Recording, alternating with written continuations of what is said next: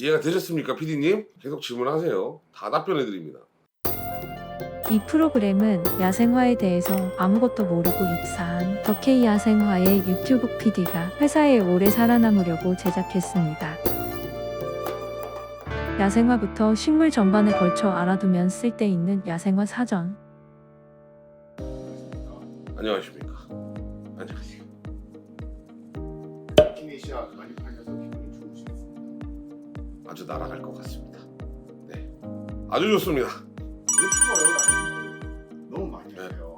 여름으로 비교해보면 비가 많이 와서 배수가 안 돼서 죽는 경우가 제일 많고, 두 번째는 이제 별장이나 뭐 이런 제2의 집들 아니면 여러 가지 휴양지들에 많이 심어져 있는데 관리가 안 돼서 죽는 점이 있습니다. 그 이유가 전원주택은 대부분 매립을 해놨기 때문에, 그러니까 있는 그대로의 형태의 밭을 쓴 게 아니라 어떻게 이제 지상부를 좀 올려야 되는 경우가 아마 비일비재할 텐데, 매립을 하다 보면 그 개간을 하지 않은, 그러니까 물 빠짐이 좋게 만들지 않은 흙을 그냥 덮어서 쓰는 거기 때문에 물 빠짐이 좀 덜해서 많이 녹는 경우, 그런 경우 때문에 죽고, 또 한 경우는 이제 너무 땡볕인데 그때 물을 준다가, 그거는 안 됩니다. 물은 오전 아니면 오후에 주시기 바랍니다. 말라가면 이파리를 살짝 적신다는 느낌으로 우리 머리에 스프레이 하듯이 이파리만 적셔주시기 바랍니다. 이러면 오래 삽니다. 사실 안 좋은 점 먼저. 일단 물이 고여 있으면 뿌리가 썩겠죠. 사람이나 동물이나 다 마찬가지로 먹을 만치만 먹으면 됩니다. 근데 너무 많이 먹으면 배탈 나듯이 또 그 물이 고여 있으면 그 물 안에 세균들이 뿌리를 이제 나쁘게 만들기 때문에 그런 겁니다. 과습이 온 식물은 되돌릴 수 없는.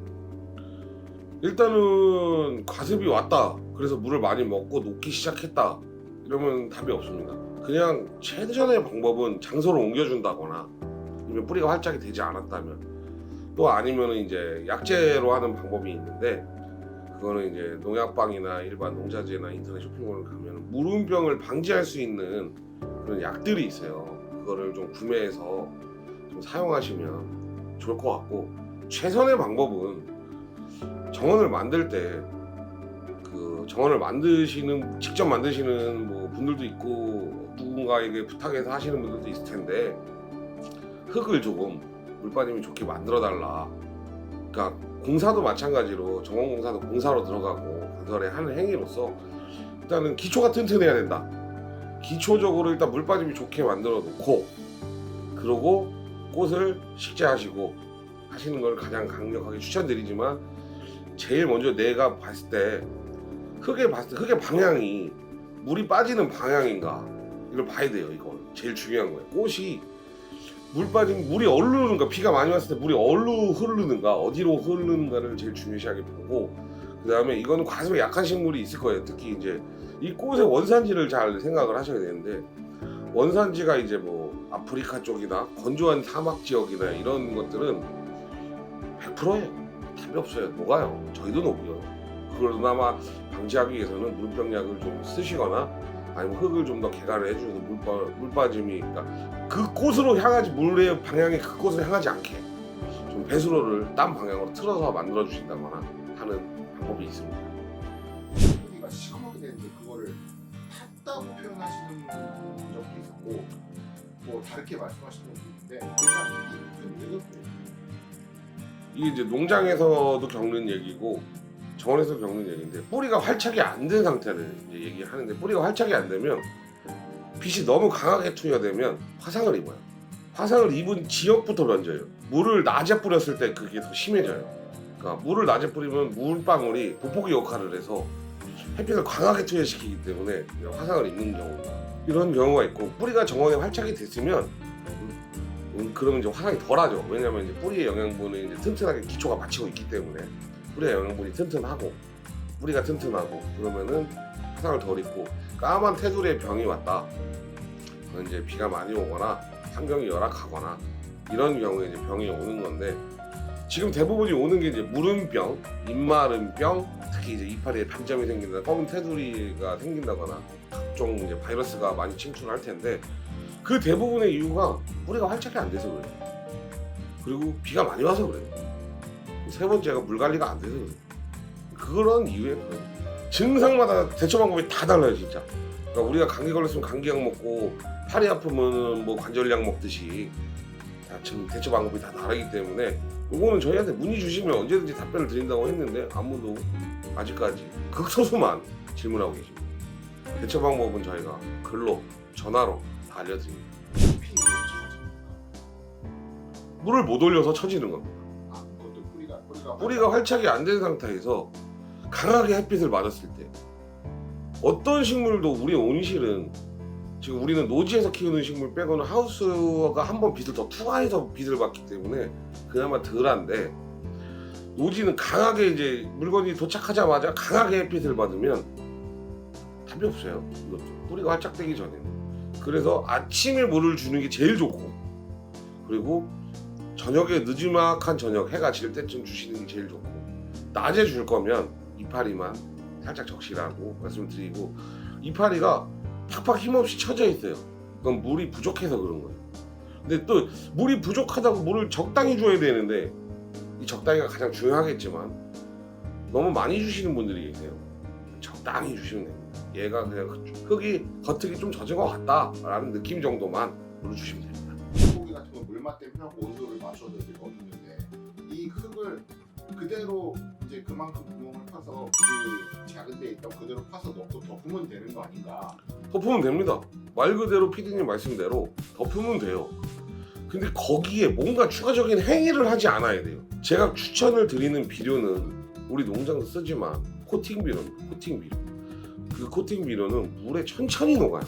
물을 많이 준다고 해서 많이 녹거나 이러진 않고 물에 주는 시기마다 녹게끔 설계가 되어 있는 코팅 비료를 쓰는 거는 괜찮아요. 근데 그 외 것들 무슨 뭐 병을 꽂아서 투여를 한다던가 영양제를 준다고 절대 안 됩니다.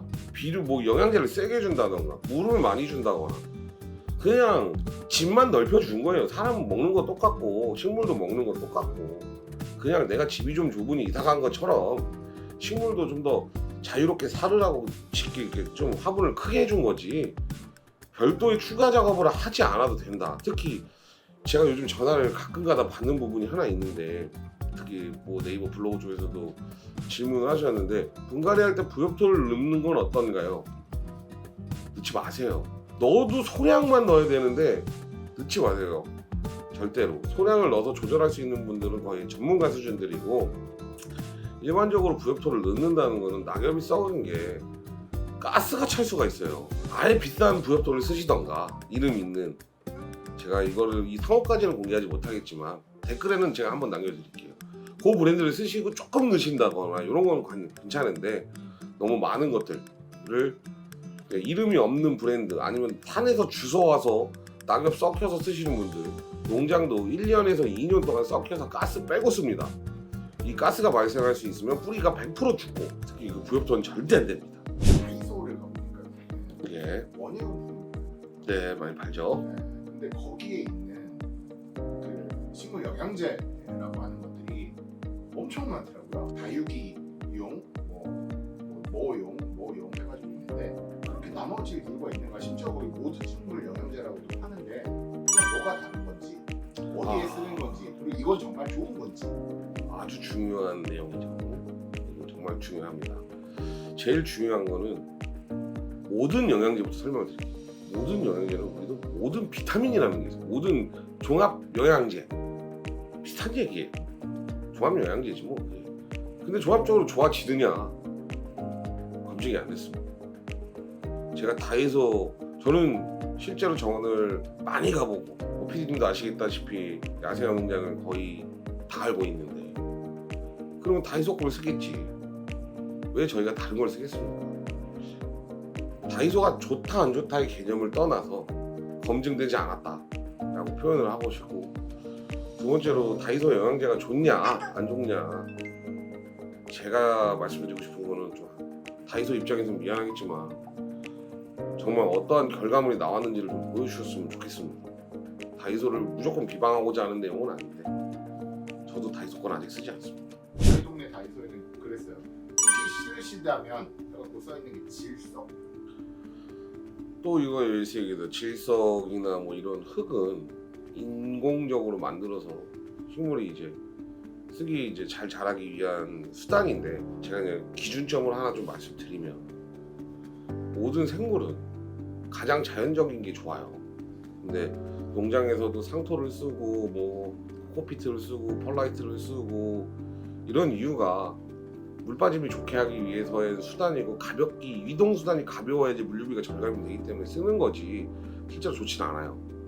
그래서 제가 추천드리는 거는 질석 이런 거 쓰지 마시고, 저기 시중에 가다 보시면, 원예 자재 파시는 데를 가다 보면 마사토가 있어요. 마사토에다가 일반 흙, 가장 좋은 산흙을 적당히 섞어서 마사토하고 선흙 섞고, 그 다음에 이제 튀긴 돌이라고 하죠. 펄라이트입니다. 펄라이트를 조금 섞어주시면 최적의 효과를 낼 수 있고, 이게 정답이에요. 딴 거 다 없어요.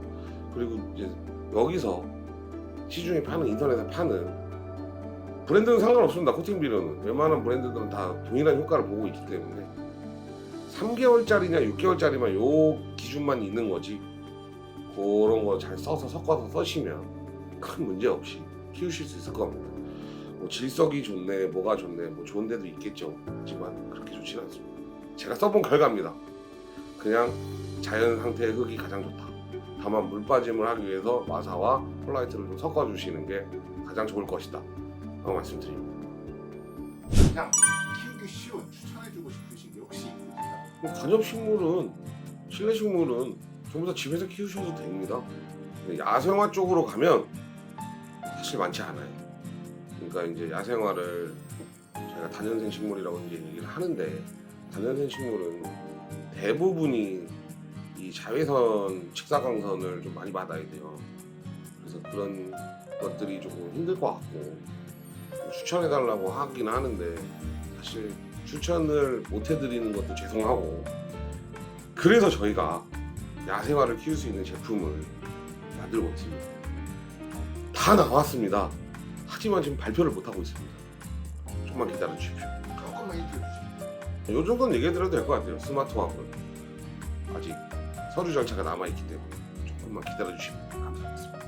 궁금한 게 있으시면 언제든지 질문 주시고 전화 주셔도 돼요. 창피해서 그러신지 질문 안 하시더라고요. 질문을 해도 저도 잘 모르는 건 모른다고 해요. 그리고 저 같은 경우에도 농업기술센터 가서 많이 물어봐요. 근데 기술센터도 모르는 거 많아요. 어떻게 다 알겠습니까? 제가 말주변이 없어서 말을 일목요연하게 표현을 못하지만 아예 문서로 만들어 드릴 수도 있으니까 좀 언제든지 연락 주시고, 그리고 저희가 좀 이벤트를 굉장히 많이 준비하고 있고, 요거 바로 찍고 또 다음에 궁금한 거 또 모아가지고 또 하겠습니다. 계속 할게요. 호전하지 마시고 질문 좀 해주세요. 그러면 아예 질문 양식을 커뮤니티에 올려드릴까요?